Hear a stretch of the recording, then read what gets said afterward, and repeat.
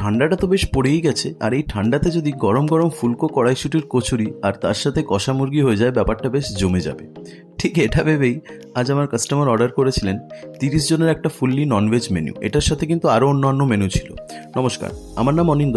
আমি খড়গপুর শহরে একটা ক্লাউড কিচেন আর কেটারিং সার্ভিস অপারেট করি। চলুন দেখাই আজকে আমাদের কিচেনে কি কি হয়েছিল। প্রথমে এখানে বাসমতি চালটা ভিজিয়ে রাখা হয়েছে। আজকে কিন্তু টোটাল 55 জনের মেনু হচ্ছে। আর এখানে কচুরির মশলাটা রেডি করে রাখা হয়েছে। এটা হচ্ছে কড়াইশুঁটির কচুরি হবে। ওটারই এটা গ্রিন মটরের যে মশলা বানানো হয় ওটা রেডি করা আছে। আলু কেটে রাখা হয়েছে, আলুর দম হবে ওটার জন্য। আর তার সাথে হবে আরও অন্যান্য আইটেম, আমি সব কিছু আপনাকে বলবো। আলু এখানে ভাজা বেশ কমপ্লিট। এখানে কিন্তু পনিরটাও আরেকদিকে ভাজা চলছে। আজকে আমাদের 25 জনের একটা নিরামিষ মেনুও আছে। নিরামিষ বলতে পুরো পেঁয়াজ রসুন বাদে। ওটাতে কিন্তু মটর পনির হচ্ছে, আর তার সাথে 80খানা হাত রুটি আছে। এখানে মটরশুঁটিটাও একটু সেদ্ধ করে নেওয়া হচ্ছে। এবার মটর পনিরের যে গ্রেভিটা ওটা শুরু করা হবে। নিরামিষ আইটেমটা প্রথমেই বানিয়ে নেওয়া হচ্ছে, যেহেতু ছোঁয়াছুঁয়ি একটা ব্যাপার থাকে। এখানে মটর পনিরটা খুবই সুন্দরভাবে প্রিপেয়ার করা হয়েছে। লাস্টে বেশ খানিকটা বাটার, আর তার সাথে মশলা বানানোর সময় কিন্তু বেশ অনেকটাই কাজু মগজ বাটা দিয়ে সুন্দর করে প্রিপেয়ার করা হয়েছে। মটর পনির আমাদের এখানে পুরোপুরিভাবে কমপ্লিট। এবার চলে যাব যে 30 জনের ননভেজ মেনু ওটার দিকে। ওটাতে কিন্তু আলুর দম আছে, কষা মাংস আছে, তার সাথে কচুরি আছে, আর বাসন্তী পোলাও আছে। আলুর দমটা আমাদের প্রিপেয়ার হয়ে গেছে, ওপর থেকে বেশ খানিকটা ক্রিম দেওয়া হয়েছে। আরেকদিকে কিন্তু ভেজ মেনুর যে রুটি বানানোর কথা, সেই রুটিটাও কিন্তু বানানো চলছে।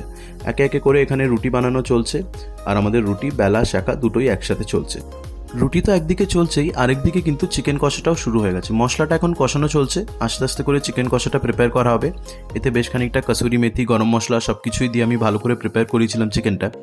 আর আজকে আমার ইচ্ছা ছিল চিকেন কষাটা একটু ঘি দেওয়ার। তেমন তো আমি ঘি দিই না চিকেন কষাতে, কিন্তু আজকে একটু ইচ্ছা ছিল, তাই জন্য আমি চিকেনে একটুখানি ঘিও দেওয়া করিয়েছি। একটু না, বেশ খানিকটাই দেওয়া ছিল।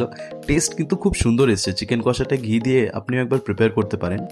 চিকেন কষা আমাদের এখানে রেডি হয়ে গেছে, আর পাশে কিন্তু বাসন্তী পোলাওটাও রেডি হয়ে গেছে। দেখতেই পাচ্ছেন খুব সুন্দরভাবে প্রিপেয়ার করা হয়েছে। ভালো কোয়ালিটির ঘি ইউজ করা হয়েছে, যেটার কারণে বাসন্তী পোলাও হোক বা যে কোনো রাইস আইটেম টেস্টটা খুব সুন্দর আসে। একপাশে কিন্তু কচুরিও ভাজা এখানে শুরু হয়ে গেছে। এবার কচুরিটা ভাজা হবে, আর গরম গরম প্যাকিং হয়ে খাবারটা চলে যাবে। কচুরি যেহেতু একদম লাস্টে ভাজতে হবে, যেহেতু কচুরিটা গরম রাখাটা খুব ইম্পর্টেন্ট। আমাদের আজকে দুটো জায়গায় অর্ডার ছিল। একটা ছিল হচ্ছে আপনার বিদ্যাসাগরপুরে 25 জনের, আরেকটা 30 জনের যেটা ছিল ওটা হচ্ছে ডায়মন্ড টাওয়ারে ছিল, ডায়মন্ড টাওয়ার 1 ঝাপেটাপুর।